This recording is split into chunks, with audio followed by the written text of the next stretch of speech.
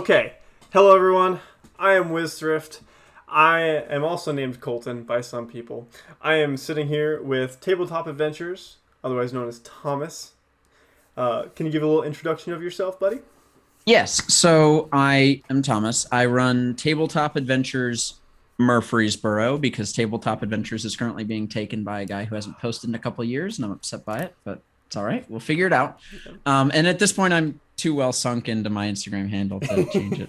So I also edit and produce the Heart of Adventure podcast that comes out every other Tuesday. Hopefully, the next episode will be coming out next week, but it's looking to be a real busy week. But we've been really consistent, so I'm hoping. On Tabletop Adventures, I post every Monday, Wednesday, and Friday about various D&D things that pop into my head, like whatever it is. I might ask my wife one day, hey, what should I post about? Because she will come up with something random, and that's great. Like the most previous posts were all about weapon rules that I think are very, I think get mixed up a lot. Like one of the things I didn't know that's cool about ammunition is after a fight, in the rules, if you spend 1 minute searching, you get back half of the ammo you use. That's just a rule. Yeah. I didn't know that. I thought that you could just get it all back or that it all disappeared. It's cool. Yeah. And so off of weapons, I've recently been talking about some cool custom materials I've been making for making weapons and armor out of. Some of them were inspired by things that other people have worked on, like adamantine, mithril, dragon scales. You're going to find them everywhere you go. Yeah. Because that's what people do. I'm trying to think. Oh, I also every Sunday play on Blue Box RPG's live stream. We actually play 3.5 edition. Okay. So it's classic, and it took a lot of getting used to, and it's still taking some getting used to because it's very different. And I grew up playing 5e, but it's great. And yeah, that's like all the things I do D&D related right now. Nice. That's awesome. Yeah, that's super cool. You do a lot of really cool It's stuff. a lot. And somehow I still do a full-time job in the middle of that. You know, I think that kind of helps you do the D&D stuff. We got to pay for exactly. rent, got to pay food, those. Yeah. living, Awesome.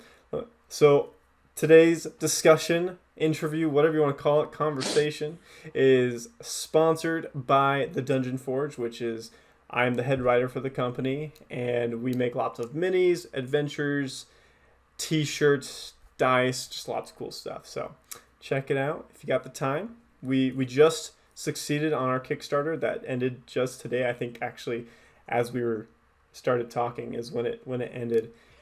We made our goal. We made our first stretch goal. So yeah, can't really plug that anymore. But hey, we're gonna put everything up on the website. So it's all about turtles. And there's a huge toad hemoth with 7 tentacles and 2 tongues, and it's some pretty cool stuff. So sounds awesome. Yeah. But I just want to start out by saying thank you, Thomas, for sitting down with me, taking the time. I really appreciate absolutely getting to meet creators and hearing about their creative process and what makes them special. One thing you were just saying how everybody does like materials and things like that. One thing I really like about your content in particular is the twist that you put on it. You just seem to dive in way deeper with all the, like you were talking about with the rules about the ammunition or other weapons. Why did you start posting stuff like that? So, okay, that's actually a fun story. That's a very good question. So I originally started Tabletop Adventures as an attempt by myself to make money playing D&D. And that's why it was Tabletop Adventures Murfreesboro, was because if you scroll all the way down to my Instagram account, there are some posts about me trying to find people in my area who want to play D&D and pay me to DM for them. That's not easy. Yeah. I don't live in a very big town. And I mean, it's decent enough, but it's not really, it wasn't very profitable. It wasn't working out actually at all. So I decided, well, I'm going to change it up. I'm going to do something completely different and start posting something fun. And one thing that I've always liked about Instagram, and before this, the rare occasion I ever got on Instagram, was when you look at someone's profile, all of the pictures are in a 3x going all the way down. And some people do like mix-ups of where all the photos sort of meld into the next one as you scroll up through their profile. And I think that that's super, super cool. And that's kind of what I wanted to do. So my first ever major post was a chalkboard, a big old Yeah. chalkboard talking about the basic like rules, or maybe not rules, but like guidelines for what I think are good for bringing to a table as a player Yeah. the first time you play D&D, and along with some what I called alphabet soup, but basically just a bunch of acronyms that or phrases that people use in the D&D community to kind of give you a head start on the lingo.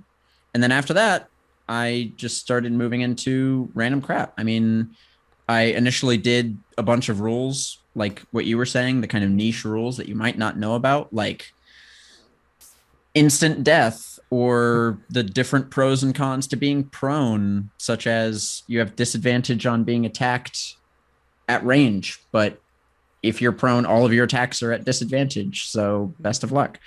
Um, I mean, stuff like that. And then I moved into kind of lessons on how to make magic items, stuff like that. I like teaching people things. I totally could have seen myself being a teacher at some point. I don't know if I'll do it now because that doesn't really pay a lot. But Yeah. it's fun for me to give people lessons on how to do things that they might not know how to do or could be doing better, not because I'm judging them for doing it poorly, but because they might not know a better way to do it. Yeah. And I also just like making my own content sometimes. Like I created some rules for taking card games and using dice only, which I think is great at a D&D table because not everybody brings a deck of cards to a D&D table. Yeah. Or pretty much anything. I mean, NPCs, in-depth look at the various classes, or maybe not in-depth, just a sort of quick, you can look, oh, this is what a barbarian has. They have a hit dice of D12 and their main thing is a strength, stuff like that. Yeah. That's pretty much whatever comes to my mind that I think can help people play D&D better. Yeah. That's fantastic. I think we need creators like that who are willing to teach people. I mean, it's so common nowadays that, so many people play D&D or role-playing games and they just kind of expect people to know. Or they're like, oh, just role play it. You'll be fine. You got to know the rules. Yeah, and I mean, that's one of the interesting things about D&D, especially like since I've gotten into 3.5 edition, it is crazy how much content is out there for 5e. Yeah. Like there are a bevy of tools at your disposal to do anything with D&D, between Roll20, I mean, Dungeon Master's Vault, which used to be OrcPub, which used to be my website for D&D. Every time I make a character now, I go on Hero Forge and make what they look like. Yeah. I didn't used to be able to do that. It made it so much more difficult for me to visually relate to my character. And there's so many tools out there. It's like too much. You're spoiled by choice. Yeah. And when you're a new player getting into it, it's either your DM is really good at just handing you the things you only need right now and not just throwing spaghetti at the wall and saying, make a character. Or you're on the other end of that and you have no idea what to do because there's so many options. There's 1,000 races, a bunch of different subclasses. And if you're looking on the right website, you can see all of them. And that's really frightening for a new player. And I like to take that and sort of apply a funnel and say, here are the things you need to be looking at. Don't worry about the other things. And the same for DMs. Like when it comes to a DM, like a new DM in D&D right now has not just Curse of Strahd anymore. There are so many adventures, including the most recent Candlekeep Mysteries, which I am super excited to look into because I love one-shots. Did that come out today? I believe actually it came out today. Yeah. I love one-shots. Actually, I will be DMing professionally for the first time in my life this summer, 3 days after my birthday. Happy birthday. Yes, thank you very much. At a really awesome place called Sage Mountain up in Missouri, just about an hour north of St. Louis. Tickets are for sale. You should go check it out. Awesome. But it's the story I've kind of taken is I'll just grab random one-shots I find on Reddit or wherever I happen to be, and I'll save them. I'll put them in my Google Drive in a MISC folder under modules, and I'll say, great, I'll use this one day, and then never do. And it's awesome because one-shots are really great because you can take the essence of a one-shot, the start and the end, and just plug it into a campaign. Yeah. Just slide it right in. And so I've taken a bunch of one-shots and boom. I'd love to start writing one-shots, honestly. That's something that I've thought about. It's honestly, you should do it. That's how I started with just kind of writing. I was like, I want to start writing one shots, and then these guys contacted me, and here I am doing one Oh, shots and wow. stuff. It's the way that one guy put it for me. He's like, you're not gonna write Lord of the Rings. Just start with Yeah. something basic, beginning, middle, end, and then have editors. Find their the community. There's so many great Hmm. people out there. Yeah. Find a couple editors to help you who know mechanics in the game and everything, and just start. Honestly, Hmm. I think based on the stuff that you write and you create, I think you'd make something really great. Well, my DM for Heart of Adventure, his name is Johnny Chase. Yeah. He does some awesome stuff on YouTube, and he is totally okay with me giving his name out like that because he has a YouTube called J Chase Films where he basically does like Who Framed Roger Rabbit type Nice. of animation with real life videos. He does it all the time. Super cool. Nice. Anyways, he got married last year, and for his bachelor party, we played D&D, and he wanted me to be the DM, and so I wrote a one shot that was all about like wedding traditions. And I wrote this one shot about the dwarven god of greed who created a gem that whenever you uh, chipped it away a little bit, it was like a hydra. It would grow back doubly as large or whatever. Wow. And he was initially going to just keep it for himself, Yeah. but he fell in love with the dwarven goddess of love and wanted her hand. And her followers were like, nah, you're an evil, chaotic guy. We don't want you. So they stole the gem away from him and hid it in a dungeon that they created in the elemental plane of Earth. And the dungeon, all of the traps, all of the puzzles are all about wedding traditions. So the first, like at the entrance of the dungeon, there are four statues of women that, one of them is older, one of them is younger, one of them is looks like she's wearing a dress that's too big for her, and the last one is has a dress that has little bitty sapphires along it, and it's something old, something new, something borrowed, something blue, had to be put Oh, into the boxes in their hands to nice. unlock the door.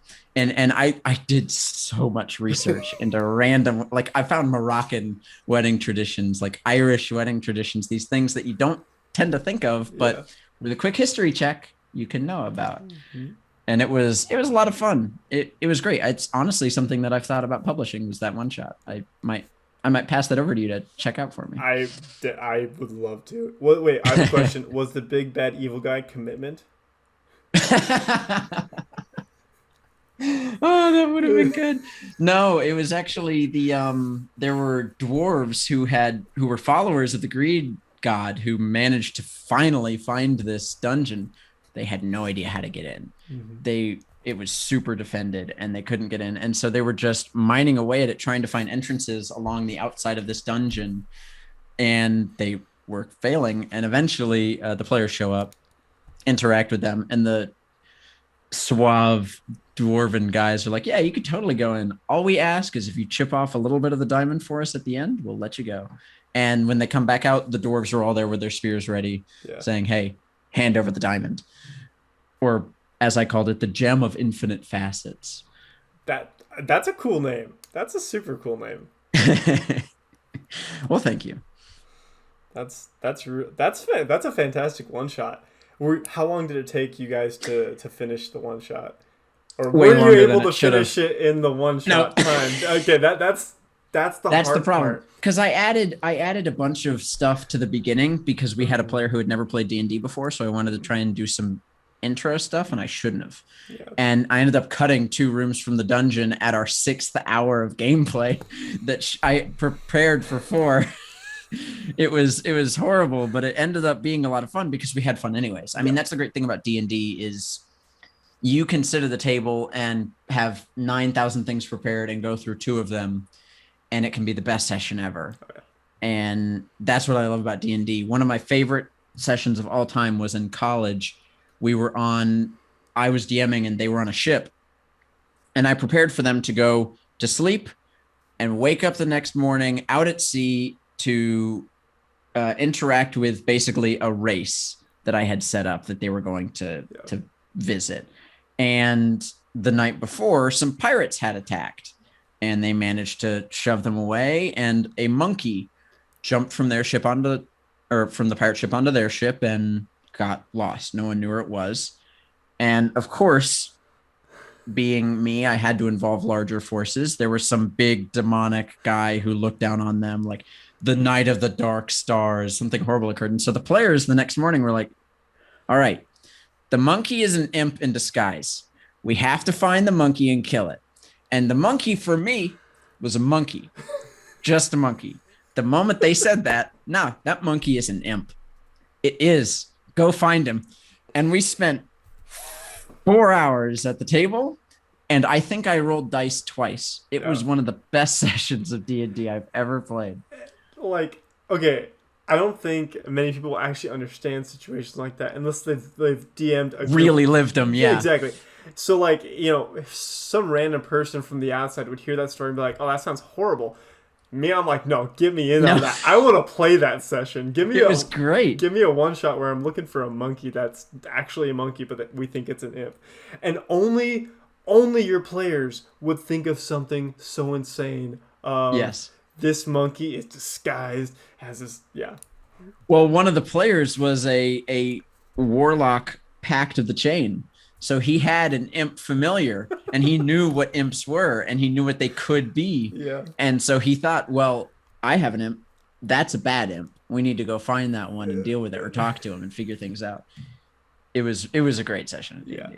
No, the one piece of advice I'd say for anybody writing one shots is get into the story as quickly as possible, because if you add too much at the beginning, it takes too long. You're definitely right about it. I mean, some of my favorite one shots of all time are just, hey, here's what's going on. Yeah. Literally shoving it in your face at the start. And it does take telling your players, hey guys, this is one shot. Let's just get into it. Like just go along with it.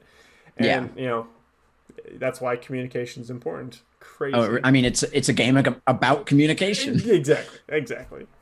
Yeah, exactly. That's one of the main things is if there's communication trouble at your table, you need to figure it out quick. Otherwise, things are going to devolve very rapidly. Yes, that is very true. So, where did all of this love of D&D start? Oh, that is a good question. But it's such a simple question, though. In preparation for this, I have thought about an answer to that question because I knew you were going to ask it. And I don't know is the short answer. The long answer is at some point, because I used to watch YouTube a lot, still watch YouTube a lot. Same. I discovered PAX conventions of people playing D&D. I was like, sick. Who are these guys? They're fun.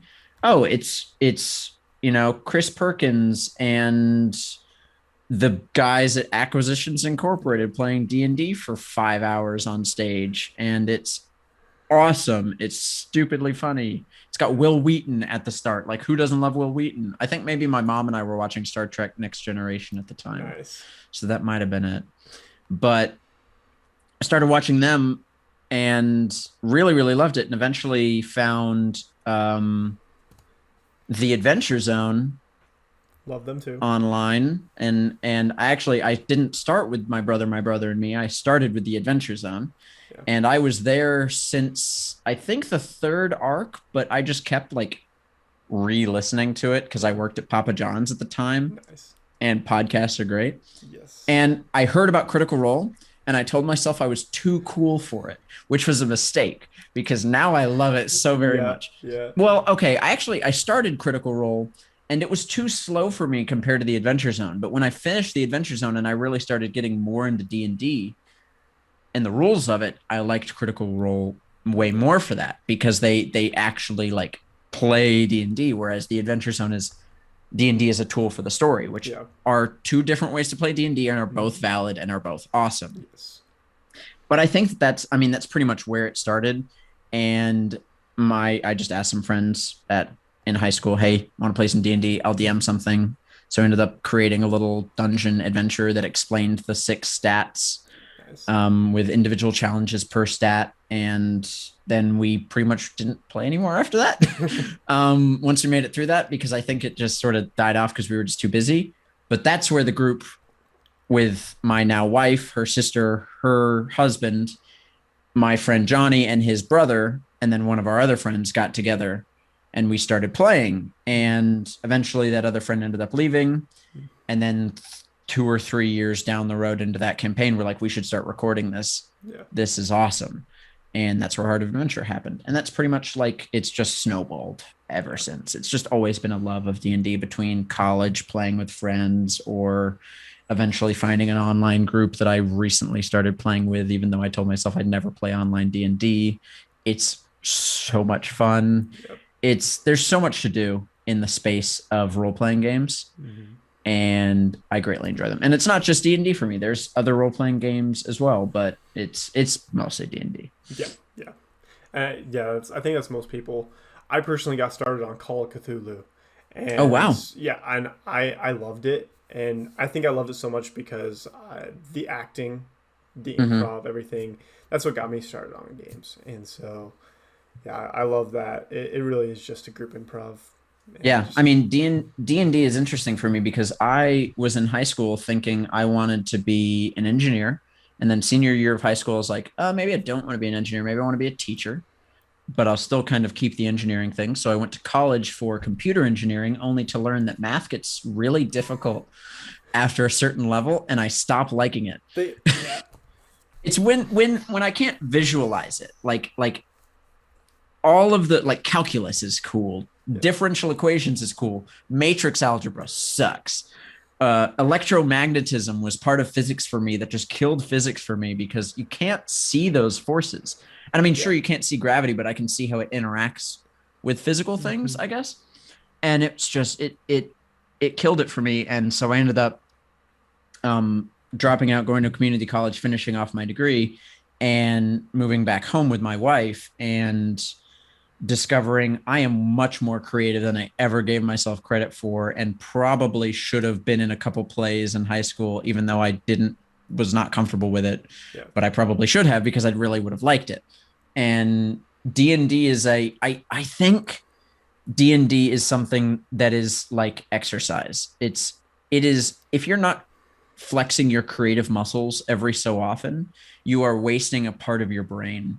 And it is a big part of it, because being creative brings out so much like good in you that it helps you relate to other people. It helps you see fun things in the world that you never would have seen before. Yeah. It lets you really just let yourself go. And I think that that's why D&D is really, really awesome. Yeah. Do you think that the math and that side of your brain has influenced how you be a player and a dungeon master, and how so? Absolutely. I would not call myself a rules lawyer. Okay. Because I will bring up a rule and I will say, that is how it is written. Please do it however you want. I think that's way cooler. Yeah. I really like the nitty gritty of D&D. Like, that's one thing that for me is kind of sad about Dungeon Master's Vault, that I use it, or D&D Beyond if I make a character sheet in it. Yep. It's that I don't get to sit there and calculate it all and write it all down. Like, I genuinely enjoy the process of leveling up. Like, whenever I watch shows where they're like, oh, we'll level up off screen, I'm like, no, please, I want to hear the decisions you're making, because they're so much fun. Yeah. I like the nitty gritty of the rules of certain spells and how they work. Like, my DM recently used time stop on us for the first time, and I was like, oh my gosh, he only rolled a 1 on his d4, so he only got 2 rounds on us, but it freaked us out. And like, these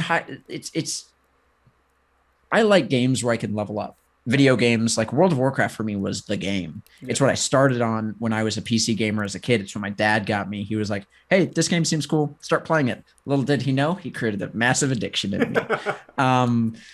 But it really is something that's like core to why I love games like this, is I like progressing. Yeah.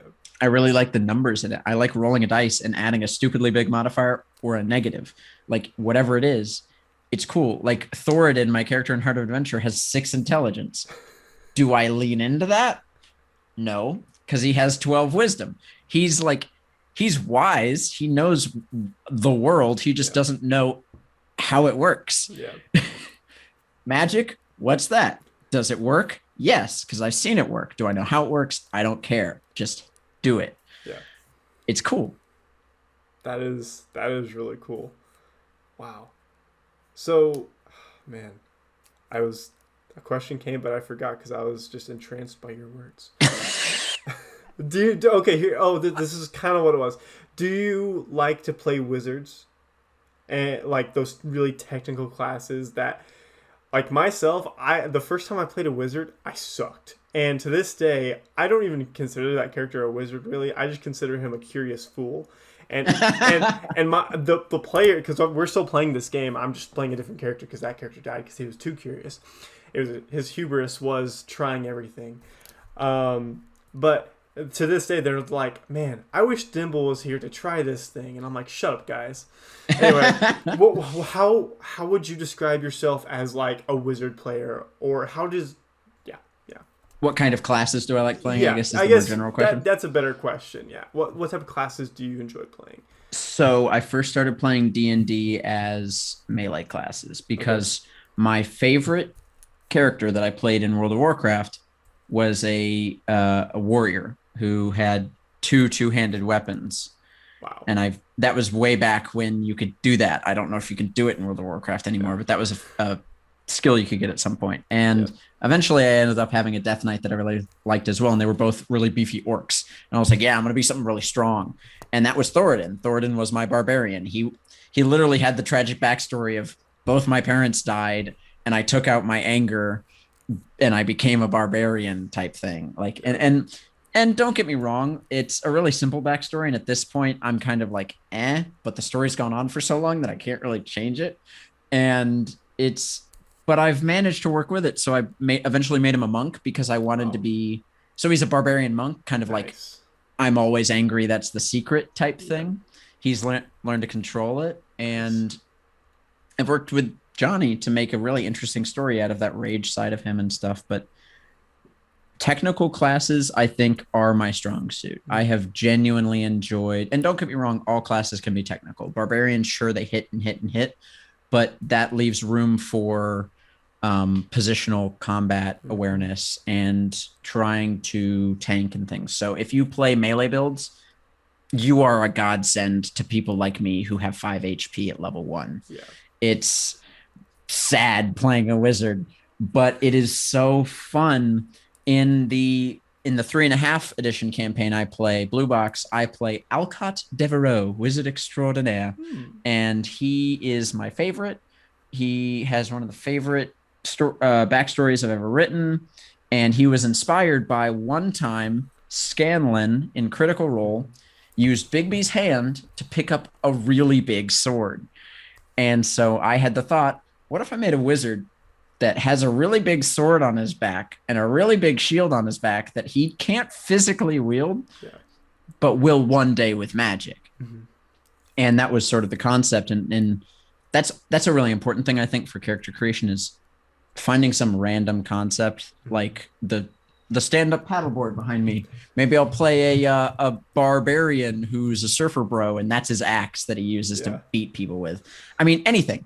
And that I found that concept, and it really stuck with me. And I have so genuinely enjoyed playing a wizard. Recently, we were in a battle at a fort that was demolished by, I think it was ogres. That happened before I joined the party.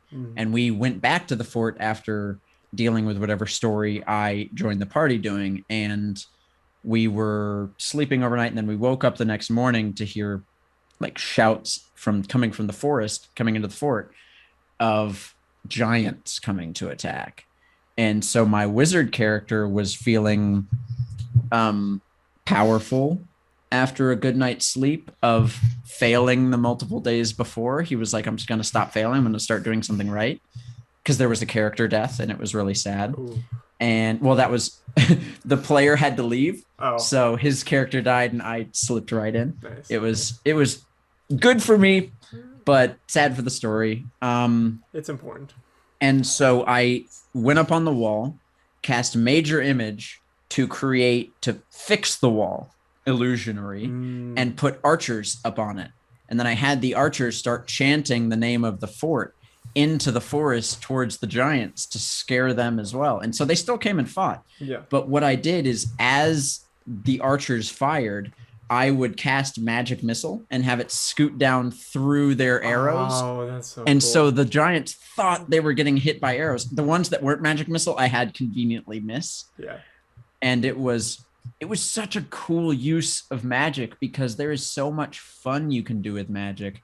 I really like warlocks. Warlocks, I think, are some of my favorite casters because they're so customizable. Yeah. Eldritch Invocations, you basically get like two subclasses of warlocks. You get your actual subclass, which is your patron, and your subclass, which is your gift. What do they give you to give you power? And then you can further customize them with invocations to make. I can have a Pact of the Chain warlock who has an Archfiend that is completely different from a different Pact of the Chain Archfiend, and it's all due to invocations, and that's so cool. I really like casters. I would love to play a cleric one day. I've just never played my wizard is a support wizard. Magic missile and shield were the only things he learned in school because those are the only things they had to teach him. Other than that, he took all lessons on animation magic and divination and other things because he thought that was more interesting. Nice. And it's really interesting for me playing the support role because I'm used to playing the barbarian in the front that hits 4 times in a turn and crits 1,000 times and deals a bunch of damage. But no, the most I can do is 4d4. Yeah. And that's it. But it's so fun. Yeah. That's insanely interesting because that was one of my problems with my wizard character. I feel like I couldn't do much because I didn't have many damaging spells. And at the time, now I've changed a lot of my whole mindset about wizards and magic and combat, and you don't have to do damage to be useful. Yes. So I love hearing how you did that, and you just made it so interesting with just 2 spells. And Magic Missile, one of the best spells in the game. Oh yeah, I mean automatically hitting. Yeah, and even if it is just 6 to 12 damage or whatever, that's you're hitting someone 120 feet away. It's fantastic. That's one of my other favorite spells that I got to use was my DM plays with in classic D&D. Crits worked differently. They still double damage if you successfully crit. So you roll a natural 20, and then you have to roll your dice again compared to their AC to confirm that it was a critical. Because just rolling a 20 isn't necessarily perfect. You have to, confirm it. And once you confirm it, you roll D100 on a crit table to see what occurs, to see what part of the body you hit and how hard you hit it. Rolling really high can be instant death, no matter how much HP you have, because that is really interesting. I mean, sometimes the axe hits in the right spot, and there's no surviving that. And I think that is one thing that definitely differentiates 5e, but that's a bigger discussion that we don't have to get into. But one of our guys who is a swashbuckler got hit in the head very hard by a club. And he was surrounded by 2 giants and was going to die the next turn if I didn't do anything. So I easily could have cast another magic missile spell, try to take out maybe one of the giants. Yeah. But damage wasn't the solution then. That wasn't the right thing to do. So I cast Resilient Sphere on the swashbuckler. Nice. Nothing could get in.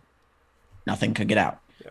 The giants couldn't do anything to him. So at the very least, he wasn't going to instantly die on the ground. He was just slowly dying unconscious. And eventually we ended up, I dispelled magic on the sphere because I couldn't just drop concentration on it because that's not how that spell works in 3.5. I don't remember if that's how it works in 5e. A lot less spells are concentration spells in 3.5, by the way. It's really interesting. Yeah. You can do a lot more with magic in 3.5. Yeah. They did a lot of nerfing to Wizard in 5e.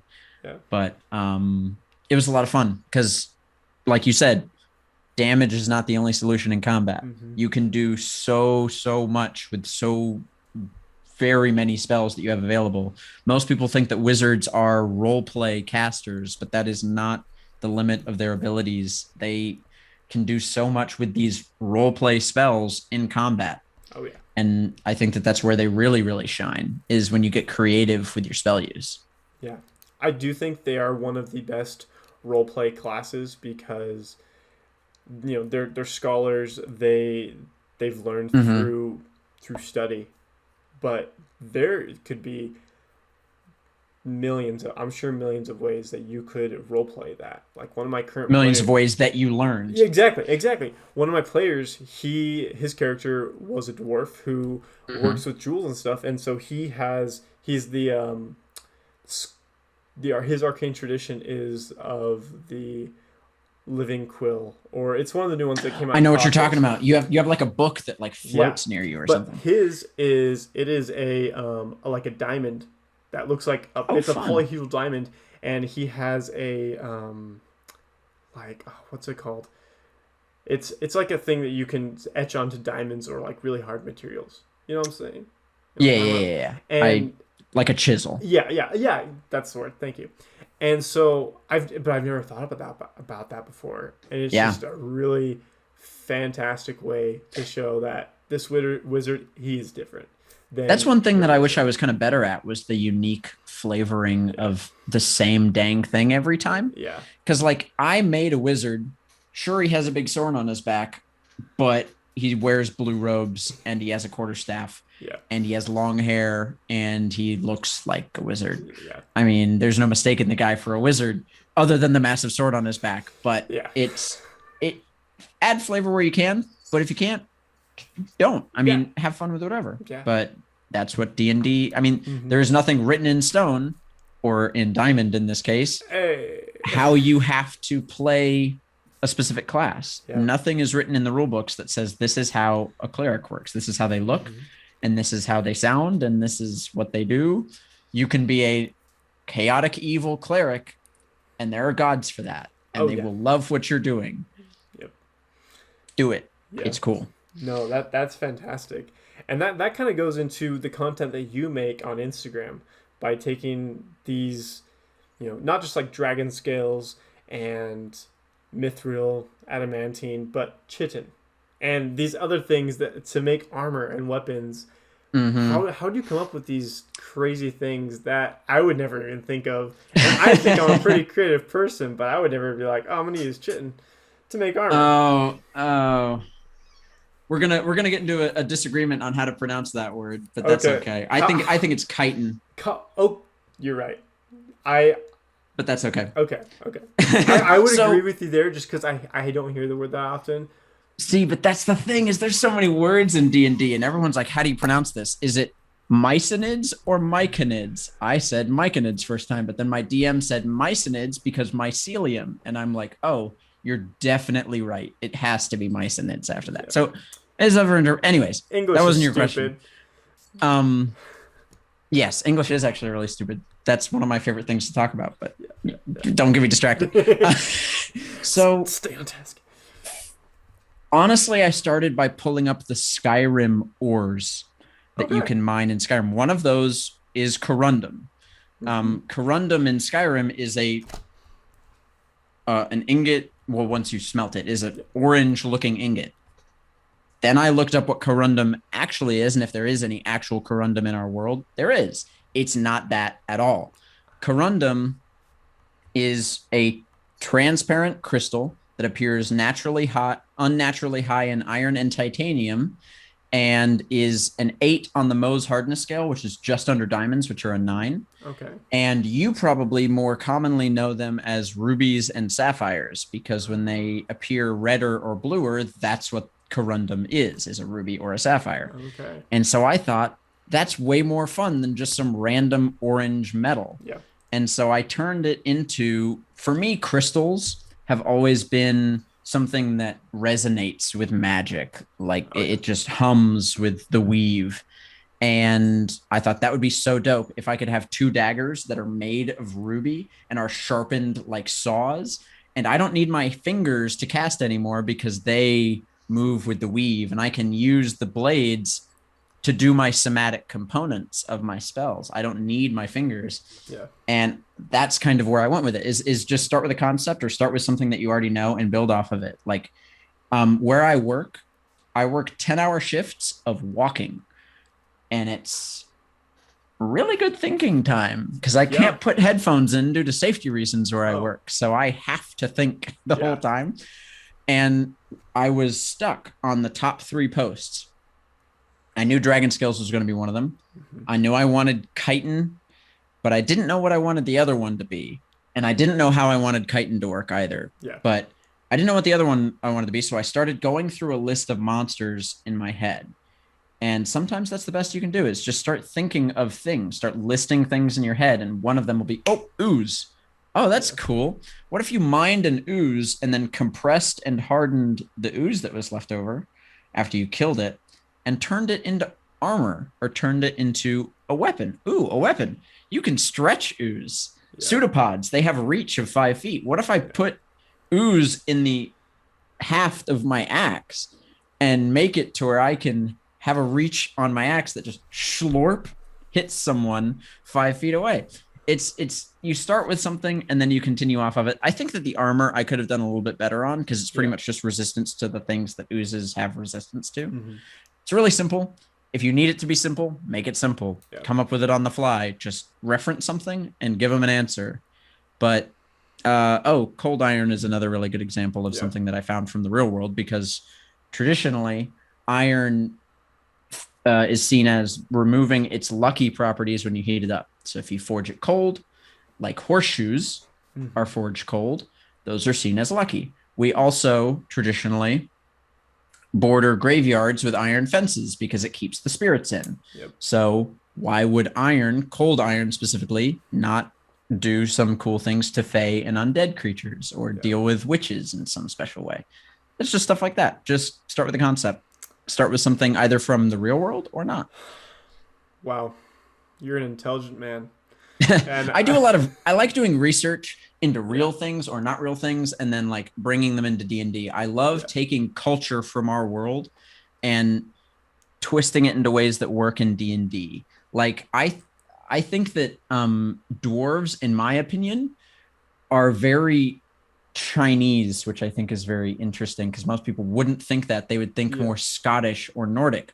Yeah. But I think that you could easily say that dwarves at some point, if you were to take Toril and move it forward in time to eventually be our modern Earth, which I did. I made a version of our Earth using all D&D races, and I made it for a tabletop RPG called Monster of the Week, which... Here, I'll give you a sneak peek on this. We're going to be playing on the Heart of Adventure podcast. There's going to be a mini series starring Feralborn Trading on it. It's going to be really dope. But nice. I think that you could easily see Dwarven runes as like Chinese scripture, the beginnings of what would eventually become that. Yeah. Or the way that they cut their axes are very similar to how ancient Chinese people did that. I mean, make a Dwarven city that is very Asian themed. It's whatever. I just really like doing that. I like taking real stuff and making it D&D stuff. I like doing research. That's fantastic. And I think that's how you make the coolest stuff. I didn't know that horseshoes were cold forged. They were. I don't think that they are anymore, but that's how they used to be made. I mean, that's super cool. I don't even know how it works, but that's really cool. Yeah, cold forging. So basically you just don't heat it up till it gets red. You just heat it up enough to where it's mildly pliable and only move it enough to get it in place. Mostly when you see cold forged items, they look very rough hewn and not so great looking. But yeah, you can't melt down the iron that you take from the earth and then turn it into an ingot and then turn it into a sword. You have to take the rock that you found from the earth and then mildly heat it up enough to where you can bend it into shape. Wow. I learned a new thing today. Yeah, they made manacles for witches during the trials out of cold iron shackles because they thought that it would remove their magic. Wow. You know what? You just gave me a bunch of inspiration for this Mage Hunter guild that I'm creating. So thank you. Absolutely. That is anytime.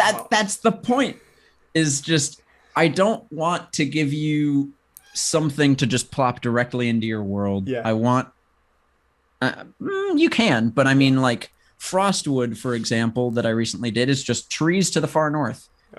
Where is your far north? Who mines those trees? Mm-hmm. What do they look like? Like, it should be a stepping stone toward more things and more things and more things, or at least inspiration for maybe not cold iron, but maybe cold silver. Maybe that they use silver cold to fight werewolves because they think that it's even more efficient than regular silver. Yeah. Who knows? inspiration is great. Yeah, Take it from everywhere. exactly. Pablo Picasso said, good artists create, great artists steal. Yep. That is not a bad thing. It No, is no. okay. And as long as you give that some of that that praise and be like, hey, this is kind of Oh, where I got my absolutely. idea. Don't steal right out. But what I found is most D&D creators will say, hey, take my ideas, make it your own. Yes. And that's another thing I love about this community. And just not the small like Instagram community or Twitter, but just everyone in general. The community at large, Yeah, absolutely. I think that there is a really, really lovely community out there. yeah, And I think that the people that are in it really genuinely enjoy creating stories together. So yeah. why wouldn't we help each other make better stories? Exactly, exactly. Okay, you're obviously a very smart man. You have some fantastic ideas. You've done a lot of teaching and things like that. What advice do you have for anyone trying to create their own worlds in Dungeons and Dragons? That is a tough step. Because that's the initial interpretation, right? Like, Yeah, oh, I can use Toril and the Forgotten Realms, and that would be really easy. yeah. I can make my own thing. That's what I do. That's really difficult. Because there's so much that you have to think about. Like, if this religion exists, what religion opposes them? Yeah, Do they are they the majority in the country that they're in? Are there countries? Is it tribal? Is your continent that you've drawn cool continent, nice outline, love the mountain placing? Where do the people live? yeah, Why is this lake here? Literally, like ask yourself, why is that lake there? Was it created by an earthquake or did a god step there on accident? And I think it's difficult. Ask yourself random questions. And when you stop thinking of questions, go to a place like World Anvil. mm-hmm. It's a good website that will just give you, I don't use it because I don't make worlds, because I'm way too busy with my time doing other things to create an entire world with that much detail. But ask, like, find these little inspiration stories or questions, like, what was this nation like 50 years ago that you might not have thought about? Or what special fruit grows here? Or what do these farmers grow? And if you don't have an answer, pick a random one and then make it work later. Connect the dots with things in the middle, and just understand that the thing you're doing is difficult, but also understand that you don't have to write everything. D&D is not a game of here is my book, write your names at the bottom and read your script. It's a improv game at heart, and it is a story. It is a collaborative storytelling event, as you have said multiple times. It's something, if the players aren't involved in the story, you're the one telling it and they're the ones rolling dice. You should be telling it together. And I heard a quote. Am I allowed to curse? Is that all right? Sure. I don't know about that. If your player wants to be a teen detective and you don't put at least one mystery in, you're an asshole. Like, that is their whole character. Yeah.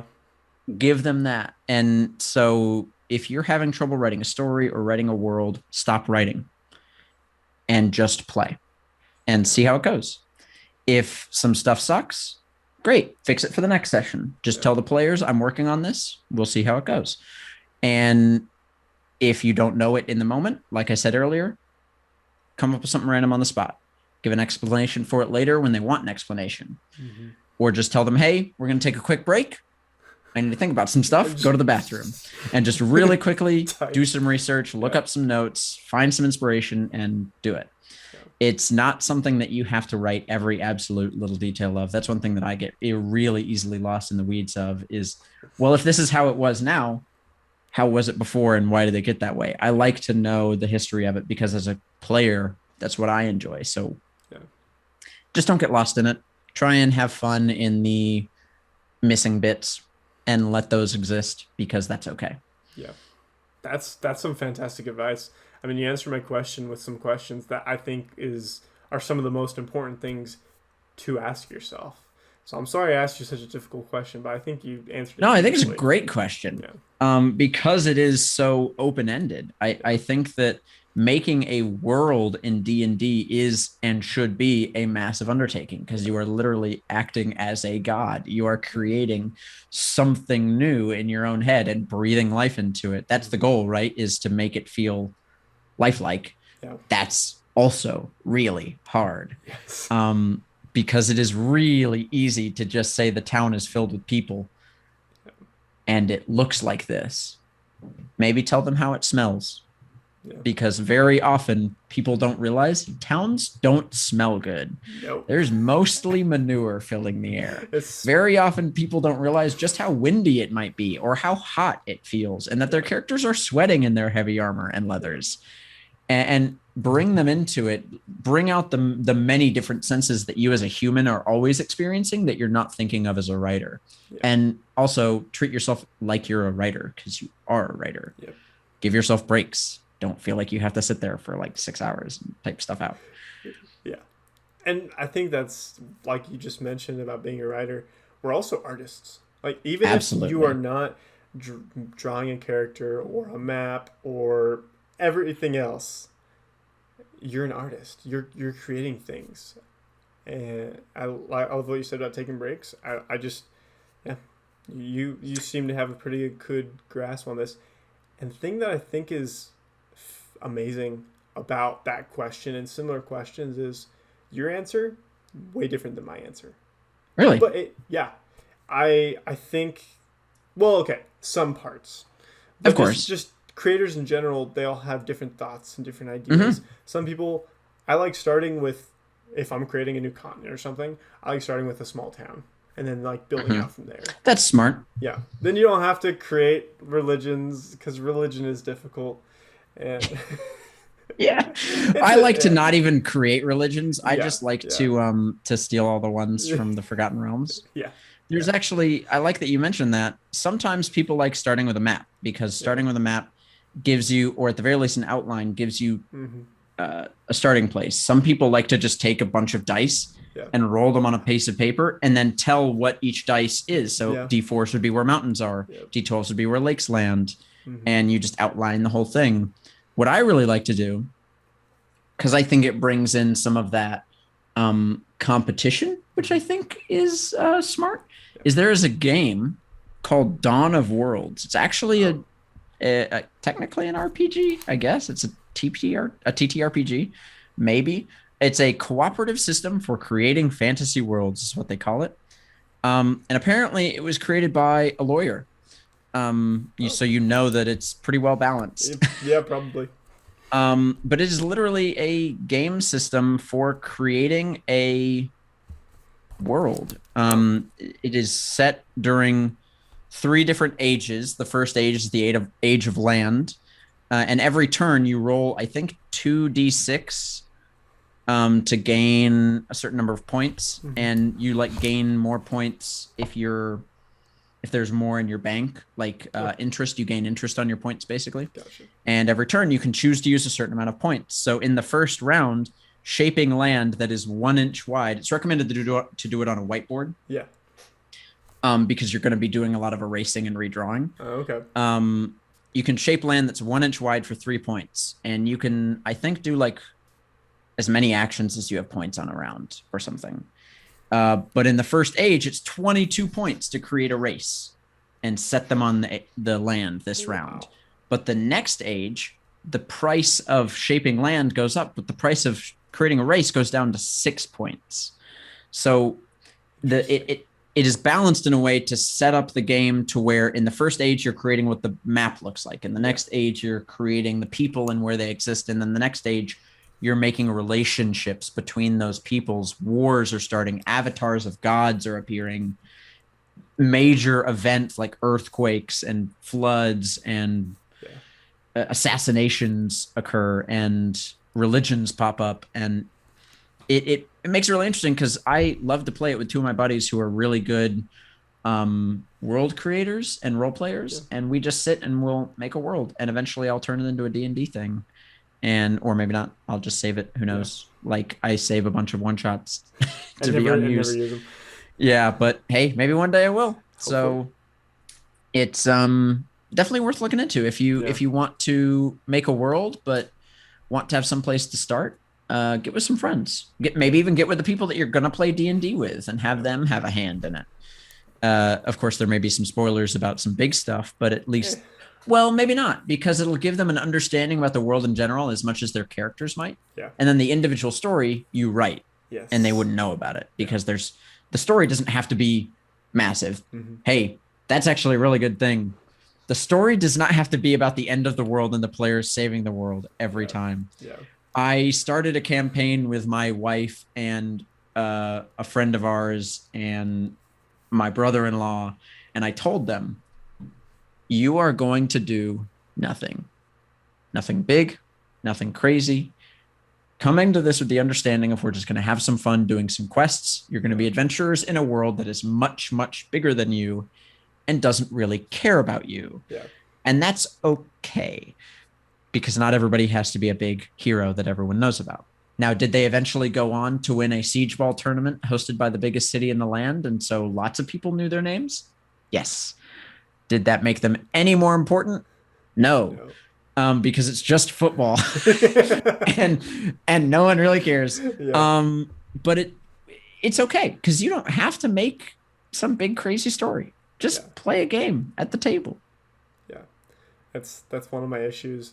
I plan too big, and then Yeah, I get lost. it's in easy. It. It's easy. Super easy. Yeah.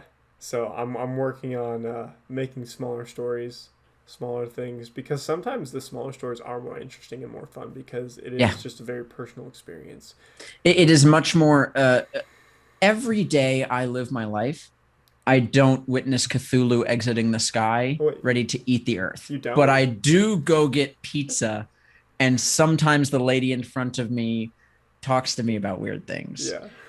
or asks if I can help her bring her groceries out to the car. Like, more relatable things Mm-hmm. for people, I think, allow them to role play better, Yeah.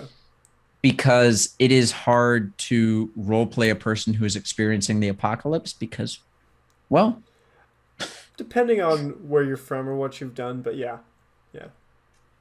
depends on how you deem the last year. Yeah, It's not it's the true. apocalypse, but we're very close. Uh, Yeah. I wouldn't say very close. Yeah. That's really pessimistic of me.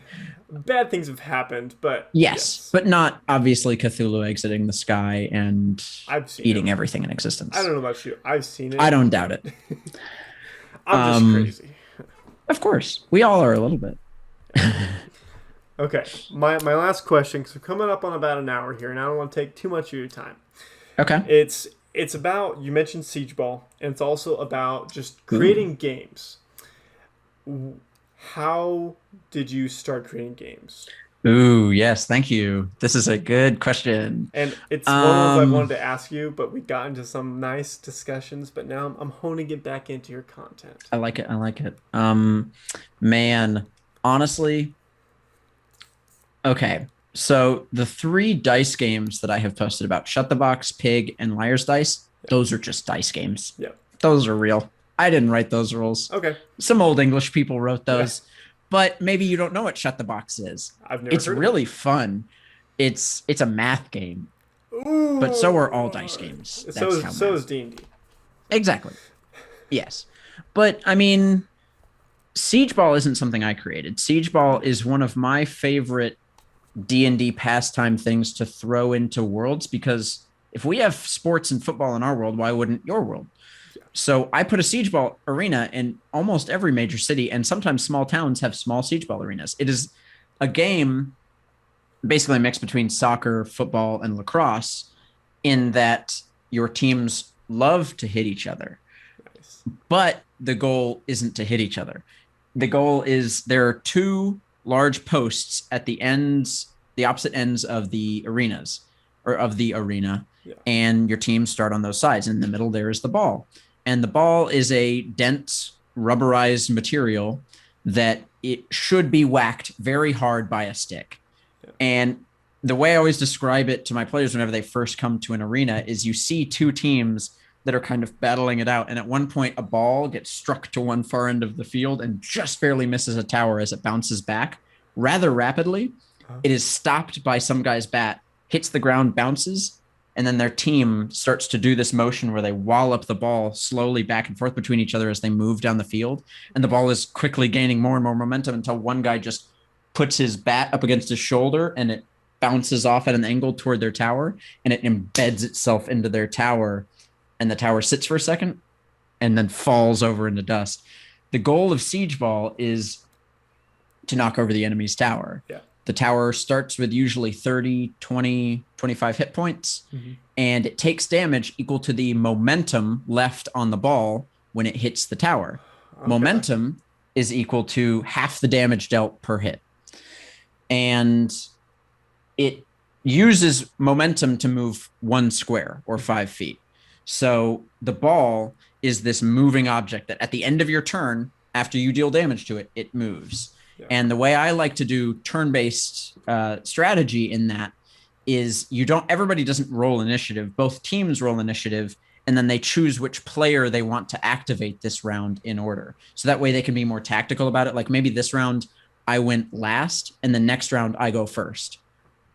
Okay. But I can't activate twice per round. Yeah. So you have to keep track of who you've activated. And I've made my own kind of twists on the rules and made it my own thing. But it allows for a lot of room for fun. Like sometimes Siege Ball arenas don't allow magic. Sometimes they do. Sometimes the ball is an animated armadillo that at the end of the round moves 5 feet in a random direction. Roll a d8, see which way it goes. Yeah. But other games I think exist in the world too, like archery trials. Yep. Archery trials are one of the main things that people think about because Robin Hood or any movie with a bow and arrow in it always has some guy shooting a target. Yep. Or drinking contests in bars. Or, I mean, just think about what you would want to do or play if you lived in a fantasy realm, or maybe even think about a game that already exists in our world and put magic in it. Yeah. Like Quidditch is a great example of that. That's basically just fantasy lacrosse. Yeah. It's with a dumb point system. With a dumb point system that's really broken. It's it's fun. Yeah. But it's make games or don't. Just steal my games like arm wrestling. But just think about how you would want it to work. My scoring system that I did for archery is pretty much regular archery scoring system with increasing difficulty the closer to the target it is. But keep in mind, if you have a high level ranger, they're going to do really good. Yeah. Should they do really good? Yes. Because they're a high level ranger. That's actually one thing that I think a lot of people get tripped up on is because people are high level doesn't mean that you have to make things difficult. True. They should come across some bandits on the street that are trying to take their money and absolutely totally destroy them if they want to. Disintegrate. Just demolish them in a second, because players should feel powerful when they're high level. And I think you can really do that with some of these games. I think that there is room for that with and games fill out your world. I think that it makes it feel alive, like what we were talking about earlier. And that's what I mentioned in terms of sometimes there are easier fights because the world isn't always going to level up with your players like it does in World of Warcraft. Yeah. Dragons aren't always going to appear just because you're a big threat. Will they more often because you're a big threat? Possibly. Sure. It's like the superhero theory. Villains only exist because superheroes exist. Yep. So why do superheroes need to exist? You're only creating more problems for us people. And that's a big thing that you could actually write an entire story about in D&D, is that you should stop being a hero and just be a regular Joe that maybe sometimes fixes problems. I don't know. That's a complicated answer to a simple question. That's fantastic. There are a lot of things I can pick out from there. And also you did answer the question. And I love your reasoning for having sports and games in these fantasy worlds, because why wouldn't they have it? Exactly. Obviously, they're just because I am not a 6'7", 300-pound linebacker. We can all relate. I still love to play football. I still like to play basketball, and I think that's something I don't think about because it's a fantasy world. Mm-hmm. But now that you say it, I'm like, man, I'm going to play Siege Ball, and I'm going to have it in the game. I'll send you a link. It'll be great. Thank you. But think about ancient Rome. They were so spoiled rich that they needed to pass the time by watching people die in an arena Yeah. because it was the most interesting thing they could think of. Mm-hmm. Now, does that mean that the only thing you need to put in your world is a gladiator arena and call it good? No. I mean, you can, Yeah, but yeah, I wouldn't. Yeah. I wouldn't because gladiator arenas are just D&D. Yeah. It's combat. It's not anything different to what the players are used to. It's fun. Sure, it's really, really fun because I, as a barbarian, in one of the most recent episodes of our podcast, a barbarian monk, fought a stone giant in single hand combat and didn't get hit once and took him down very quickly. It felt very good.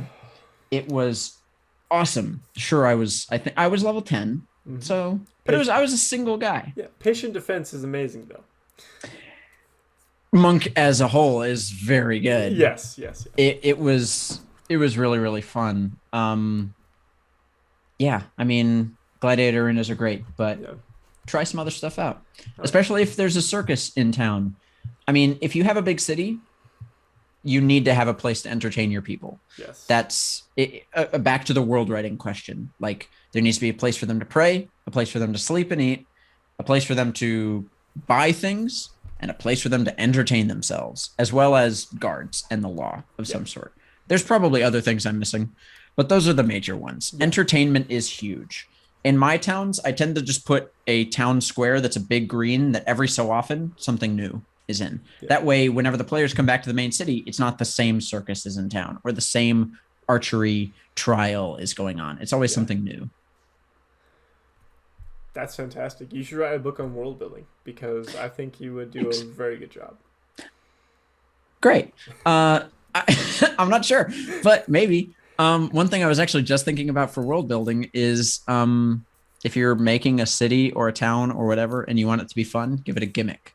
Yeah. A gimmick that you've heard or seen before or one that you came up with on the spot. One of my gimmicks for my main city in my world that I've created is it is built into a fjord, which is a very thin, very tall cliff basically cut into the world, and hung between the two sides of the fjord is the siege ball arena on these massive chains. And so it allows them during their siege ball games to just open up bits of the floor to drop players through into the ocean, and they're fine.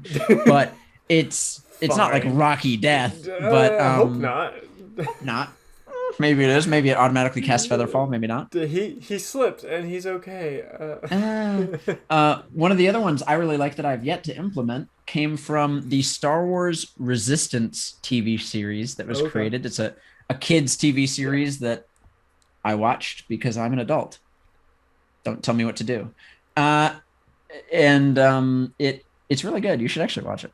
But there's a floating platform in the middle of the ocean that is defended by what are called the aces, the ace pilots. And they get to be an ace by winning races. These people are on a mining platform that makes fuel. That's all they do. So, of course, the people that make fuel are going to have starships that they crank up. They make them super fast. And that's what they do. And so, of course, the people who win the races are the best at flying the ships. So, of course, they're the best at defending the town. So I had the idea to make a town that does horse racing or kart racing or whatever. And the best kart racers obviously have the best, most defensible karts. So they're the ones that defend the town. It's cool. Come up with ideas, steal them, do it. It's great. That is really cool. Well, I think that's probably the perfect way to end. And steal ideas. Guys, go be a thief. Because go be a thief, a modern day thief. Cheaters don't prosper. Plagiarize, but steal. Just kidding. Cheaters don't prosper. Don't be a cheater. Be respectable, but steal things. Thomas, thank you so much. I have Great talking with you. I have more questions, but we're already over an hour, and yeah. So I'll definitely see if we can do this again sometime. Part 2 Electric Boogaloo, maybe. Yes, because I have more questions about like the recipes for the things, the inspirations for the items. I know we could talk for like hours upon hours, but my computer could not handle the rendering time of that. So Also, I have to do homework and life, and I have to eat food, and Life. it is all D&D, but at the same time, I have to do other things, so I can just do D&D. Exactly. Anyway, but is there anything that you want to plug or shout out before we log off here? I know there are at least 20 people who will see this. Well, good. Those 20 people should check out the Heart of Adventure podcast on any platform you can think of. Spotify, whatever podcatcher you use, iTunes, doesn't matter. We're there, probably. Nice. If we're not, send me an email. I want to get on there. We put out episodes every other week. They're usually about an hour, but some of them go up to 2 because boss fights. But we're not Matthew Mercer and voice actors. We're not a bunch of people who have been playing D&D for a long time other than me. We are just friends who sit at the table, don't necessarily know exactly what we're doing, and get rules wrong a good number of times, and we like recording it and letting people listen to it. Is it great? Maybe. Is it funny? Yes. Is there good story? Yeah. I think that we do a very good job of making something that is relatable to people who play D&D at home. It is just what your home game is going to be like, and we promise no more and no less. But it is a lot of fun along the way, and I have a lot of fun adding in sound effects and voice modulation and trying to make it something more than just recorded audio. So if you enjoy listening to things and you have time to do it, go check us out. I tend to stream on Twitch occasionally. You're going to start again. Need to get better at it. I'm going to start again. I'm going to keep you accountable. Keep me accountable. I am playing currently through Baldur's Gate 1 as the party from Heart of Adventure. Nice. That is at Heart of Adventure on Twitch. You can find us there. And Instagram handles. The Instagram is Heart of Adventure Cast, but everywhere else is HOA Cast. Okay. Because you get to Instagram just a little bit too late. Yeah. And you can't get it. And then, of course, what we've been mostly talking about is my personal venture, Tabletop Adventures Murfreesboro on Instagram. It's a mouthful. I'll find a better name at some point, but I'm stuck with it for now. Hopefully there's links in the description of this video. There will. Because it'll make it a lot easier than having to type that in. But there you can find any number of random things you might want to know about D&D or that you didn't know that you wanted to know about D&D. Yeah, that's pretty much it. Also, if you're wanting to go play D&D physically, check out Sage Mountain Camping. They're doing some cool stuff in June because it's all outdoors. It's really easy to do social distancing, and I'm going to be professionally DMing there. So maybe you can play some games with me. If I get the chance, I probably will, because that would be fantastic. Awesome. Well, it was good talking with you, man. Yeah. Thank you, Thomas. You've been fantastic. Awesome. Have a great night, dude. You too. Bye.